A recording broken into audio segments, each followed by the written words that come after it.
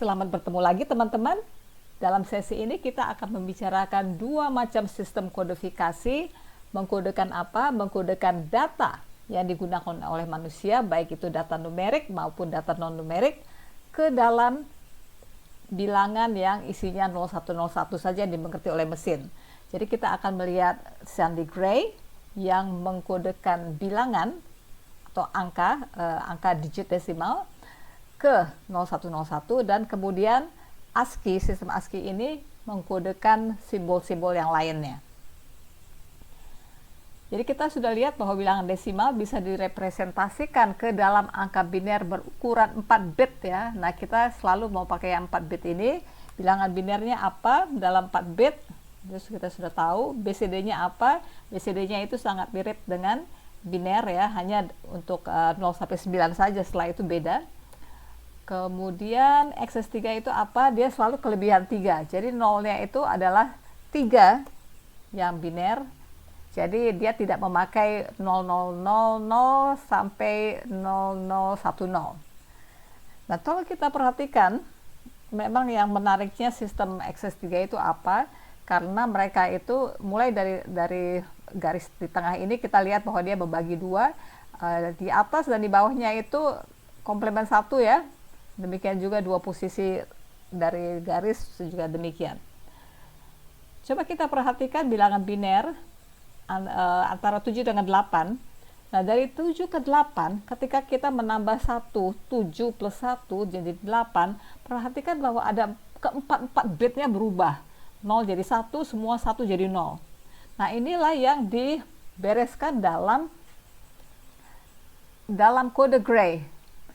Kode Gray itu seperti gini, sepertinya loh kok nggak ada aturannya ya. Sebenarnya ada aturannya.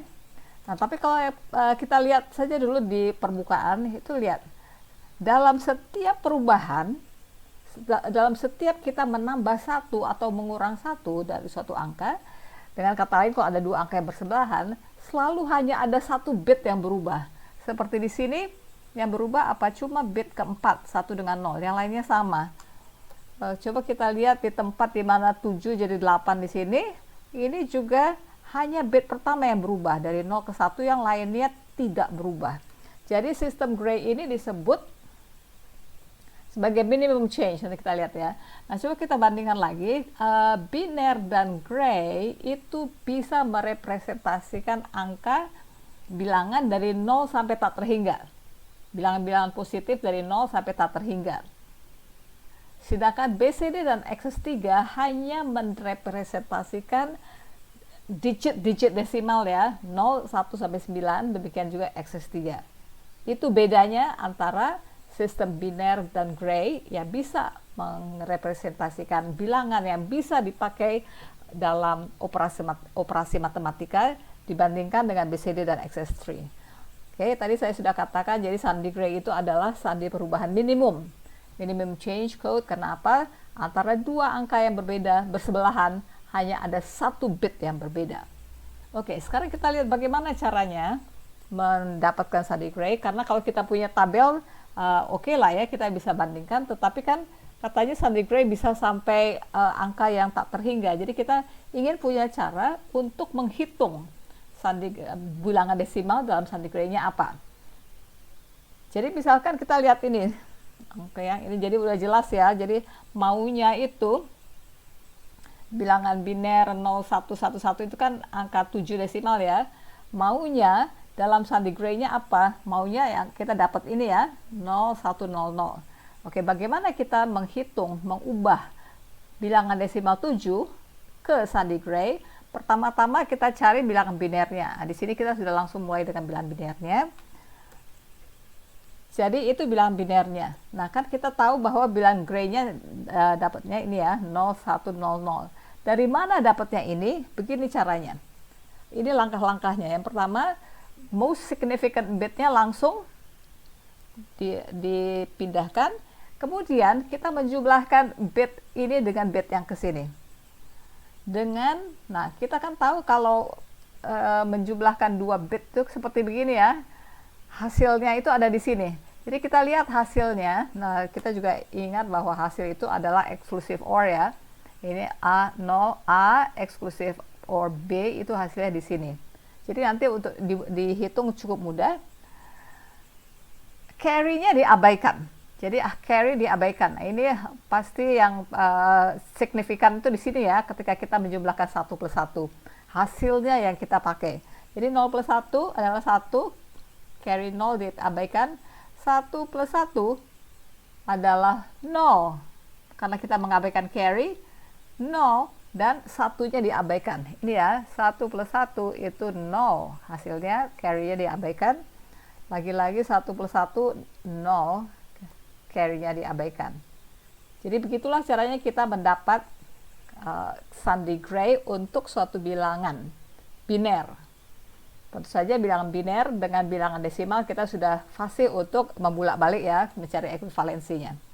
Oke, jadi 7 bilangan desimal itu adalah dalam bilangan binernya 0111, kita sudah tahu, dan dalam kode Gray dia adalah 0100. 0100. Bagaimana kita cara untuk terbalik? Jadi kita sekarang punya Sunday Gray. Jadi ini kan encoding ya, ini encoding dari desimal ke Sunday Gray ke bilangan biner. Sekarang bagaimana kebaliknya? Dari kode biner apa itu angka desimalnya? Ini kita sudah melakukan decoding ya. Nah, ini maunya kan 7 karena kita sudah tahu di situ ya. Jadi ini kita sudah tahu jawabannya, lalu saya hanya kasih lihat bagaimana cara dapatnya. Oke, jadi Sunday Gray yang 0100 ini, yang tadi ya. Oke, kan bilangan binernya 0111. Oke, bagaimana cara dapat ini? Oke, caranya begini. 0 langsung saja ditransfer. Kemudian 1 ini didapat dari mana? Itu angka bit ini yang dijumlahkan dengan bit ini dengan mengabaikan carry. Oke, kita sudah tahu tadi ya bagaimana hasilnya berapa. 0 plus 1 1, carry 0 diabaikan. Kemudian bagaimana dapat 1 itu? Dari sini jumlahkan, abaikan carry, jadi dia 1. Kemudian ini didapat dari mana? Lagi-lagi dijumlahkan, abaikan carry, dapat 1. Jadi inilah caranya kita mengubah bilangan Gray ke biner. Kemudian dari bilangan biner kita bisa cari dengan nilai kedudukannya ya. Kita bisa mencari bilangan desimalnya. Oke, ini cuma latihan saja. Silakan kalau kalian mau. Oke, nah tadi saya sudah singgung bahwa ternyata Sunday Gray itu bisa lebih dari sekedar merepresentasikan angka desimal 0 sampai 9, bukan hanya digit. Jadi coba kita lihat kalau dia sampai 15 bisa nggak?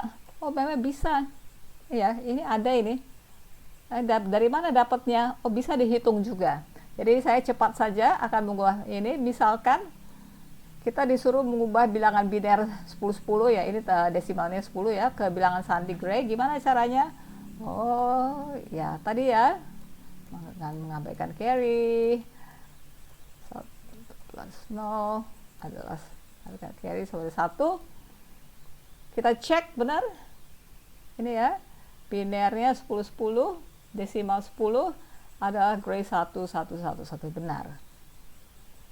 Nah, kita perhatikan juga, coba lihat di sini, antara 9 dengan 10 hanya ada 1 bit yang berubah. Antara misalkan 13 dengan 14 hanya ada 1 bit yang berubah. Kebalikannya bagaimana? Juga caranya seperti tadi, dari Gray ke biner, lalu nantinya ke desimal bagaimana caranya? Lagi-lagi seperti begini. Coba kita cek. Ini ya, Gray-nya 1001, binernya memang betul 1110. Itu adalah desimal 14. Oke, coba kita lihat angka 45 desimal. Sekalian mengulang bilangan binernya apa, BCD-nya apa, XS3-nya apa, Gray-nya apa. Bilangan biner caranya apa? Pakai saja metode pembagian berurut. Kita akan dapat nilai demikian. Ini 45 ya. 1 plus 4 plus 8 plus 32. Ini adalah BCD-nya dari mana? Ini langsung 4, 5, Ya, langsung 45. XS3-nya apa? 45-nya masing-masing ditambah 3 jadi 78, makanya bilangan XS3-nya adalah ini ya, 78 dalam biner. Nah, gray-nya apa? 45. Oke. Untuk mendapat bilangan gray, kode gray, kita harus berpijak dari bilangan biner. Karena itu bilangan biner ini yang akan kita konversi ke bilangan gray. Caranya bagaimana tadi? Oh ya, yang tadi ya, sama lagi caranya. Jadi apa itu nilainya? 1 langsung ditransfer, 1 plus 0, 1, 1 plus 0, 1, 1 plus 1, 0, carry 1 diabaikan, 1 plus 0, 1, 0 plus 1, 1 gray. Jadi itulah kode gray untuk 45 desimal. Sekarang kita lihat sistem kode untuk data non-numerik. Nah, ini yang akan saya jelaskan adalah sistem ASCII, American Standard Code for Information Interchange. Jadi, dia terdiri dari 7 bit. Jadi, dengan kata lain, dia bisa mengkodifikasi 2 pangkat 7, yaitu 128 jenis data. Nah, dalam sistem ASCII ini ada 94 karakter yang bisa di print alfanumerik. Ya, alfanumerik itu bisa huruf, bisa angka, simbol, dan lain-lain. Dan ada juga 34 karakter yang tidak dapat di print. Jadi misalkan dalam keyboard Anda bisa ada backspace ya. Backspace kan ketika kita tekan tidak ada yang tidak ada huruf atau angka yang muncul atau simbol. Yang terjadi apa? Action, dia akan menghapus. Ya, carriage return atau enter ya dalam di keyboard tidak menimbulkan angka atau data yang di print, tetapi dia menimbulkan action. Oke, ini adalah tabelnya. 128 karakter. Wow, susah sekali nyarinya nih. Ya, oke. Ada cara lain. ASCII character codes-nya. Nah, ini kita taruh dalam tabel yang terdiri dari 8 kolom. Jadi kolomnya ada 8. Ada 8 kolom dan ada 16 row. Oke, 8 kali 16 itu tetap 128 ya. Jadi kita tetap masih memiliki tempat untuk 128 data. Nah, ini sama persis dengan tabel yang tadi, hanya lebih besar saja jadi lebih kelihatan. Oke, yang diarsir dengan biru ini sorry. Yang diarsir dengan biru itu adalah simbol-simbol yang tidak terprint, non-printable characters. Oke, jadi seperti ini spasi, ini bukan huruf SP ya, tapi spasi, ini del, ini delete, misalkan, ini escape, CRD, carriage return, dan sebagainya. Oke, nah bagaimana cara kita membaca tabel ini? Nah, kita lihat di sini ada 3 digit di sini ya. Itu adalah digit ke-7, ke-6, ke-5. Jadi ini adalah most significant bit-nya. Sedangkan B4, B2, 3, B1 yang di sini, itu yang B1 itu adalah least significant bit-nya. Oke, jadi sebagai contoh, kalau kita mau membuat, jadi ini tadi adalah MSB ya. MSB-nya. Jadi sebagai contoh kalau kita mau melihat A besar itu kodenya apa? A besar itu kodenya tinggal kita lihat ke atas 100, jadi 100 ini adalah yang satunya adalah most significant bit-nya, B7-nya, B765. Kemudian kita lihat ke kiri sini 0001 itu adalah 1 adalah least significant bit-nya. Oke, nah kalau kita lihat, wow, sebagai manusia kita suka gampang membuat kesalahan ya kalau ada angka-angka seperti begini. Karena itu sering sekali ini direpresentasikannya dengan bilangan heksadesimal. Jadi bilangan heksadesimalnya kalau 100 itu kan 100 itu 4 ya. 4 sedangkan 001 itu 1. Ya, jadi kita jadi lebih mudah bagi kita sebagai manusia untuk mengatakan A besar itu 41 heksadesimal. Oke, coba kita lihat A kecil bagaimana. Oh, ya. Berarti kita ke atasnya di sini ya, 110 dan 4 bit berikutnya adalah kita pergi ke sebelah kirinya 001. Jadi berapa itu dalam bilangan heksa? 61.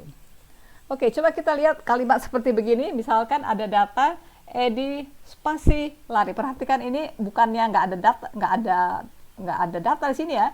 Ada loh. Ini ada spasi di sini. Edi spasi lari titik. Oke. Bagaimana caranya ASCII ini merepresentasikan kalimat itu?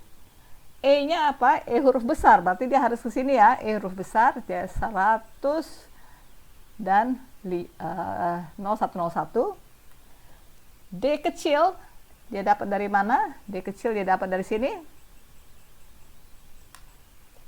I kecil dia dapat dari mana? Dari sini ya. Jadi 110 kemudian 1001.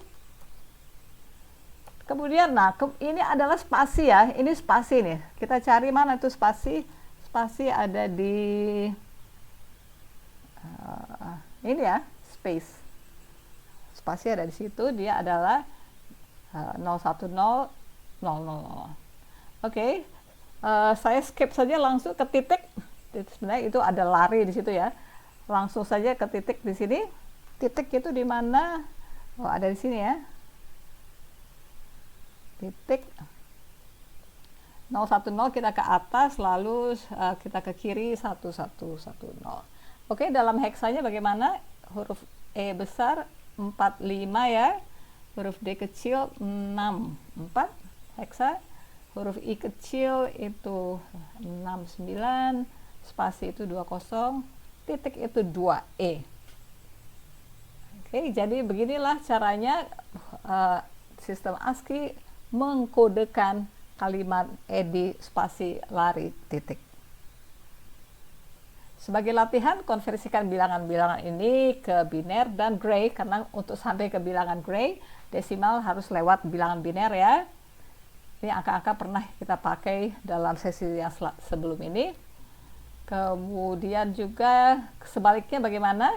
Dari gray ke biner dulu, baru ke desimal. Kemudian ini ada kalimat seperti begini. Ini terdiri berapa? Nah, kayak ini SP dan CR itu bukan huruf S, bukan huruf S dan P ya. Itu spasi, jadi bukan huruf S dan P. Ini adalah carriage return atau enter, bukan huruf C dan R. Oke, perhatikan ini ada titik 2, ada tanda petik. Itu carikan kode ASCII-nya dalam bilangan biner dan juga dalam bilangan heksadesimal. Sekian, dan jangan pernah berhenti belajar.